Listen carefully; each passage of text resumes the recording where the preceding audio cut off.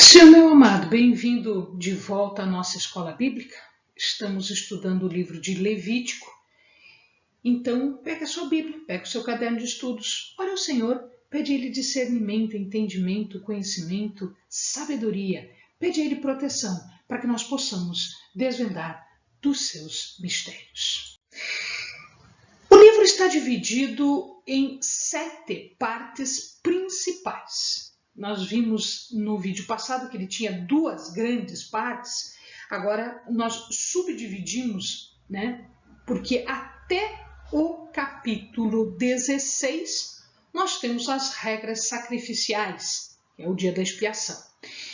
E o dia da expiação propriamente dita no capítulo 16. Depois, do 17 em diante, nós temos as leis morais e éticas. Mas nós podemos subdividir, que fica mais fácil para nós estudarmos. Então, nós temos aqui do capítulo 1 até o capítulo 7, os 7 primeiros capítulos, nós temos todos os regulamentos a respeito dos sacrifícios. O capítulo 8 até o 10, ele nos traz a consagração dos sacerdotes. O que devia ser feito, vestimenta, ritual, comportamento, maneira de viver, tudo em relação aos sacerdotes. O capítulo do 11 até o capítulo 15, nós temos a diferenciação entre os animais, ou as situações chamadas limpas e imundas, ou seja, aquelas que não eram aceitáveis.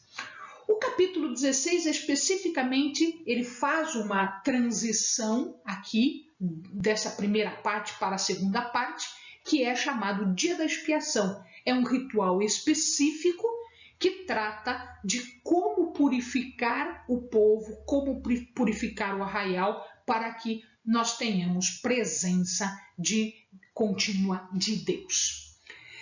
O capítulo 17 até o capítulo 25, ele trata de algumas regras rituais. Então, eles juntaram ali, o autor junta ali, nesses capítulos, algumas regras rituais. As bênçãos e as punições estão no capítulo 26 e, finalmente, fechando o livro, os regulamentos sobre votos e ofertas no capítulo 27.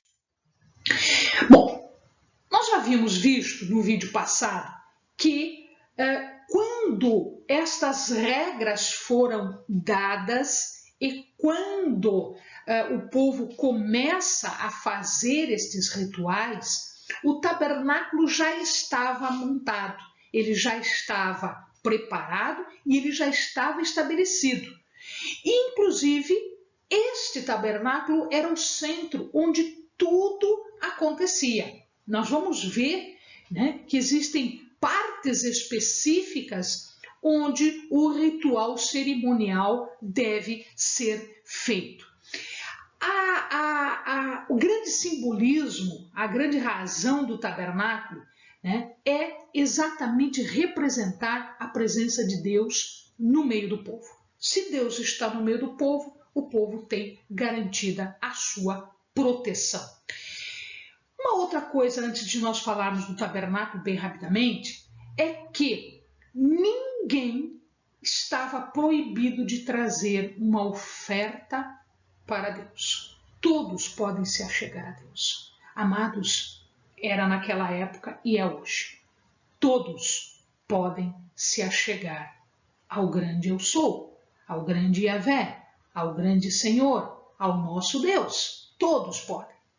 Entretanto, tem jeito correto de se achegar a Deus.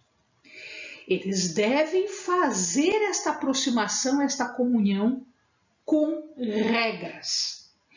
Fundamentalmente, as regras estão colocadas com base no arrependimento e na fé. Olha, este era o tabernáculo.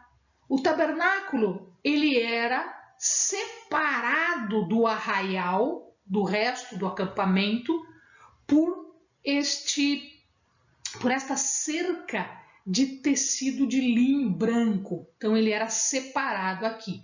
Aqui só sacerdote, sumo sacerdote, o adorador chegava aqui na entrada e olha lá, né? Ele não podia entrar no tabernáculo propriamente dito. O tabernáculo propriamente dito era este.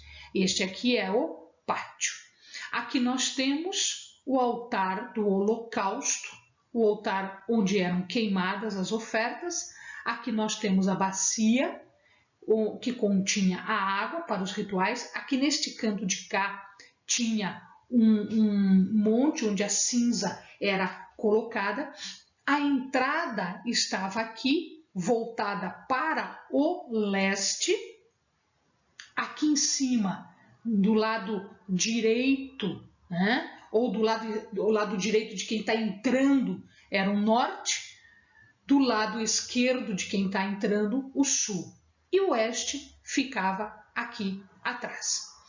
Aqui nós tínhamos o santo lugar, com a mesa do pão da proposição, com o candelabro. Então existiam alguns móveis aqui. E separado deste santo nós temos o Santo dos Santos, onde ficava a Arca da Aliança e o propiciatório, que é o local de habitação de Deus. Aqui os sacerdotes podiam entrar, aqui só o sumo sacerdote podia entrar uma vez por ano, no dia da expiação. Lá no capítulo 16 a gente vai ver isso. Amados, eu não vou falar do simbolismo, porque existem simbolismos em cada uma destas peças, em cada um desses aspectos aqui. Nós temos um vídeo falando sobre tabernáculo, né, que o amado pode fazer uso sem problema nenhum. Interessante que o amado veja isso, né, para ter mais firmeza aqui dos conhecimentos que nós vamos estudar. Nós temos agora os tipos de ofertas e sacrifícios. Essa é uma parte um pouquinho mais tediosa, mas ela vai apontar, o amado não se esqueça, que ela vai apontar para Jesus. Então, em tudo que nós estivermos falando aqui, vai lembrando porque Jesus está simbolizado nisso tudo. O primeiro deles era o chamado holocausto. Eles chamavam de olá, que quer dizer subida, porque tinha que ser queimado, absolutamente queimado. Holocausto, todo queimado. Holocausto, tudo queimado, tudo destruído. Tudo vai subir em oferta de agradável odor ao Senhor. O animal era um boi ou uma ovelha, podia ser uma ovelha também, mas tinha que ser sem defeito, ou seja, tinha que ser puro. O boi ou a ovelha representavam algum tipo de despesa, eles tinham que gastar para ou manter ou comprar esse boi, essa ovelha sem defeito. E as pessoas que eram mais pobres?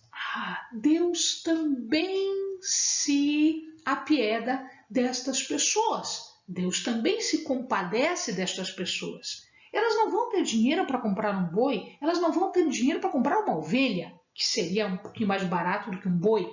Então, o que acontece?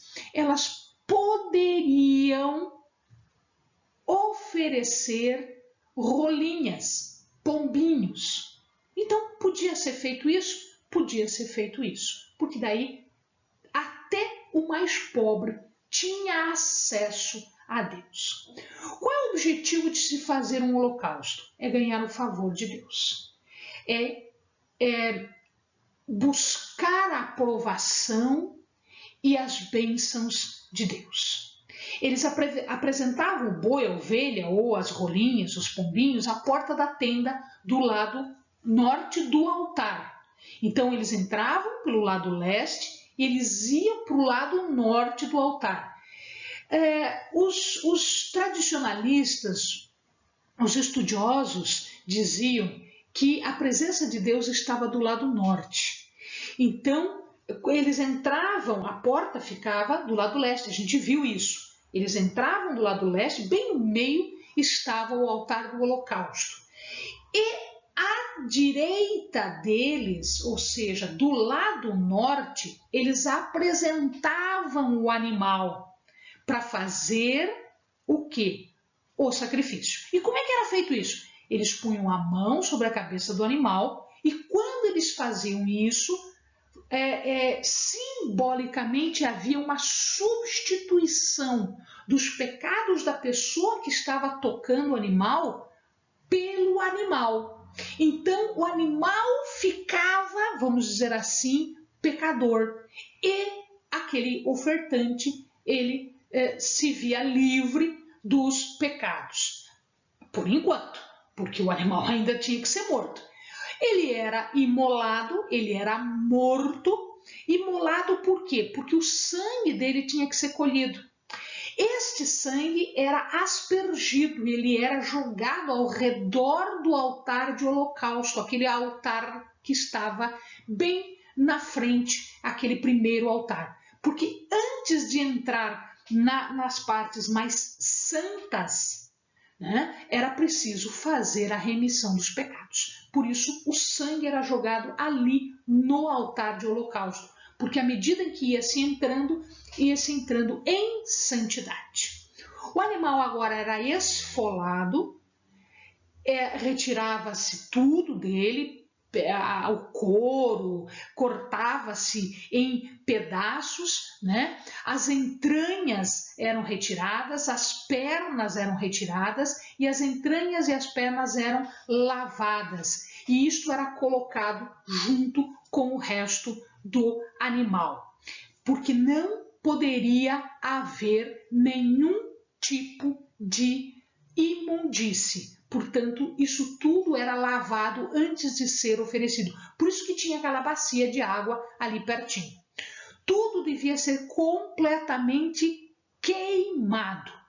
E para isso, às vezes, não bastava o dia que eles estavam queimando. Às vezes, passava a noite no fogo. Tudo tinha que ser queimado. Tudo, absolutamente tudo. Por isso, o fogo tinha que ser mantido aceso o tempo todo. Inclusive no sábado e inclusive no sábado. A gente vai ver que uma das festas é o sábado, né? Mas no sábado o fogo deveria ser mantido. Por quê? Porque este fogo simboliza a presença de Deus. Quando se fazia o holocausto? Se fazia de manhã e se fazia à tarde. Isso significa que a adoração era contínua. De manhã à tarde, no dia seguinte, de novo, e de novo, e de novo, e de novo. Ou seja, de uma maneira geral, né? Havia sacrifício e adoração o tempo todo. E o que acontecia com as cinzas? As cinzas tinham que ser removidas pelo sacerdote oficiante. Como o volume era muito grande, tinha escala, tinha uma tabela de serviço dos sacerdotes. Então, aquele que estava oficiando no dia tinha que remover as cinzas, ele tinha que fazer tudo. Ele tinha que molar, ele tinha que aspergir o sangue, ele tinha que orar, ele tinha que queimar e depois ele tinha que tirar o sangue dali, ou as cinzas dali. Então, o que ele fazia? Ele usava uma túnica, né? A roupa não era a roupa de todo dia, era uma roupa de serviço. Ele usava uma túnica, calção de linho, que era um tecido muito fino, muito caro, tá? Branco, pureza, santidade. Ele pegava esta cinza e levava para o lado do altar. Então, o sacrifício acontecia no lado norte, do lado direito de quem entrava, e a cinza era colocada do lado sul, do outro lado, né? Aí ele trocava de roupa e levava a cinza para o monturo de lixo fora do arraial. Depois que juntava a cinza ali, ele tirava essa cinza, né? Isso tudo ele era constantemente retirado dali, porque senão fazia um monte enorme, não dava para fazer mais nada, e tempos em tempos ele trocava de roupa e levava desse monturo para um outro monturo, um monturo de lixo, porque foi queimado como pecado, portanto tinha que ser levado para fora do arraial. Uma segunda oferta era chamada oferta de manjares, minha dádiva, e era feita de vegetais. Então, os grãos eram trazidos. Que grãos eram esses? Podia ser cevada, podia ser trigo. E ele tinha que moer o trigo e a cevada de uma forma grosseira, ele fazia uma farinha grossa. Tá? Esses grãos também acompanhavam os holocaustos, então eles faziam os holocaustos e também, junto, eles faziam oferta de manjares. Junto a esta oferta, junto a esses grãos, eles deitavam azeite. Então eles jogavam o azeite e jogavam também o incenso. O azeite e o incenso simbolizavam aqui a santidade e a devoção. Junto a isso, eles colocavam um punhado de sal. Toda oferta ela tinha que ser salgada. Por que sal? Porque o sal simboliza uma aliança, simboliza a permanência e a pureza, porque o sal purifica, o sal conserva. E, portanto, era uma aliança de sal. Eles colocavam isso tudo. Mas não podiam colocar nem fermento, nem mel, porque isso poderia degradar a massa, formando um pão que não era permitido. Então, o fermento nesta oferta não era permitido, nem o mel. Só se podia usar fermento na oferta de primícias. O que significava a oferta de manjares ou a oferta de dádivas? Eu também quero obter o favor de Deus, eu também quero obter as bênçãos de Deus. Mas quando eu queria reverenciar a Deus, quando eu queria agradecer a Deus, quando eu queria fazer uma homenagem ou uma oferta de lealdade a Deus, eu também podia fazer uma oferta de manjares. Simbolizava aqui a dedicação da obra do homem a Deus, ou seja, o produto da terra, cevada, trigo, o azeite, o incenso, o sal, tudo que o homem podia produzir, ele estava dando em gratidão, em homenagem, em lealdade, em reverência a Deus. Onde se fazia isto? Se fazia no altar do holocausto. Mesmo local onde era queimado o holocausto, também se queimava a oferta de manjares. Mas ela não era queimada por inteira. Uma parte era separada para quem estava oficiando, para o sacerdote que estava de serviço no dia.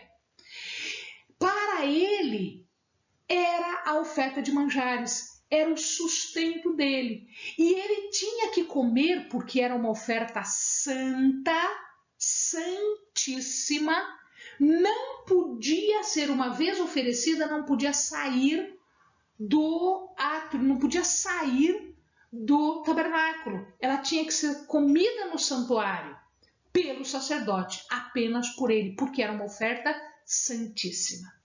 Como é que eles faziam? Eles misturavam o azeite, o incenso e apresentavam ao sacerdote.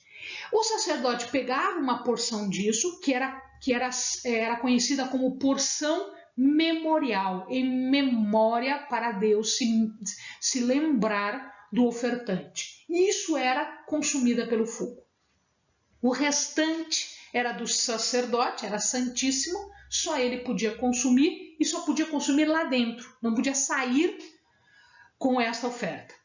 Ela poderia ser cozida no forno, ela poderia ser feita na assadeira ou numa frigideira, podia ser em qualquer uma dessas. Portanto, ela era preparada para isso, mas ela não era fermentada. Era quebrada em pedaços e oferecida. E existia uma outra massa, que era uma massa achatada, mais fina, que eles coziam também sem fermento. Esta massa era chamada de obreia. Obreia, o amado conhece hoje com o nome de hóstia.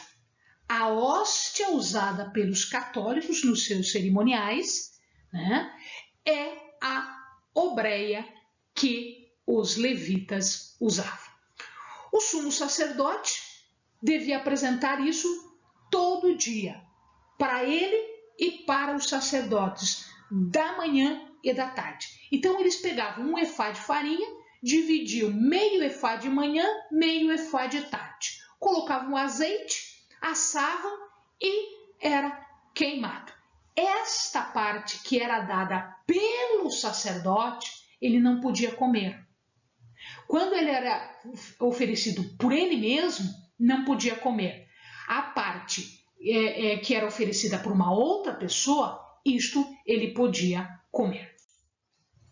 A oferta de manjares das primícias, estas eram feitas de espigas, de grãos verdes, né, tostadas, que era o alimento dos pobres. Então os pobres podiam trazer isso, eles comiam isso, significava dizer que eles estavam trazendo aquilo que o produto das mãos deles fizeram. Era uma dedicação da safra inteira. Então ele era preparado com azeite, com incenso.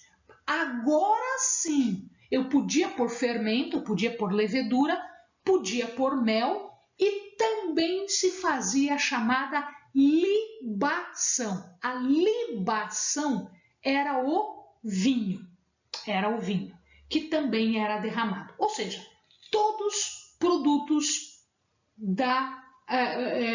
que mantinham as pessoas, todos os produtos da terra que mantinham as pessoas. O alimento era tostado, esmagado, formando uma farinha, e aí era oferecido no início das colheitas como primícias, como simbolizando a safra toda, agradecendo a Deus pelas bênçãos que eles tinham. O sacrifício pacífico de bem-estar era um animal também, mas agora podia ser macho ou fêmea. Podia ser ou macho ou fêmea, porque era um sacrifício pacífico, não era por causa do pecado. Podia ser de qualquer espécie, mas tinha que ser sem defeito. Significava então a comunhão entre o ofertante e Deus. Agora eu estou em comunhão com Deus, eu quero fazer isso e, portanto, o faço. Pode ser macho ou fêmea, pode ser de qualquer espécie, contanto que não tenha defeito. Tá? O adorador abatia o animal, o sacerdote pegava o sangue e aspergia sobre o altar, o animal era cortado em pedaços e oferecido no altar. E toda a parte que era oferecida no altar era completamente queimada. O que era posto no altar?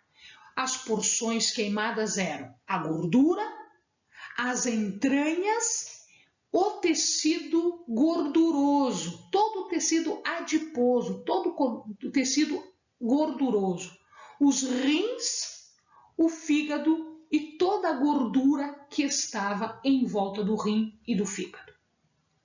Se fosse um cordeiro, existia um cordeiro cuja raça tinha uma gordura na cauda.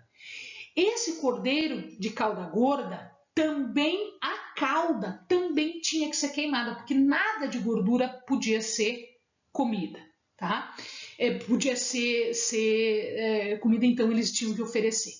Isso era feito na porta da tenda, né? E depois era queimada quando o ofertante achava por bem fazer isso. Uma oferta pelo sacrilégio ou de reparação, né, mal assã, é quando alguém tinha feito algum ato de infidelidade diante de Deus. O que é isso? Ou ele desviou bem do santuário, ou desviou bem do sacerdote.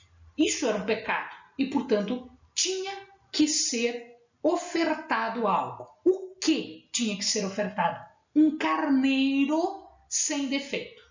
Esse carneiro era avaliado, então o sacerdote olhava o carneiro e dava um preço por esse carneiro. Então, levando em consideração esse preço que era ofertado inteiro, portanto se perdia esse dinheiro que valia o carneiro, 1/5, 20%, né, do valor tinha que ser dado como uma multa, como restituição, né? Então, é esse 1/5 do ciclo de prata, 11 gramas mais ou menos. Então, eles avaliavam em ciclos de prata e 1/5 era dado. O procedimento: devolvia o que retirou, entregava esse 1/5, os 20% do que o animal valia, e aí o sacerdote fazia a expiação, né? Imolava o carneiro. Quando isso era feito? Quando eles pecavam. Se eles tivessem alguma dúvida, né, em relação a isso, a indenização, né, sem multa, né, se não tivesse dúvida em relação ao custo, então fazia uma oferta de indenização, mas não tinha dúvida. Eu não tenho certeza se eu pequei ou não. Então oferece o carneiro, mas não paga a multa, tá? Não paga a multa. Então aqui é a indenização. Hoje no nosso sistema judicial nós temos isso.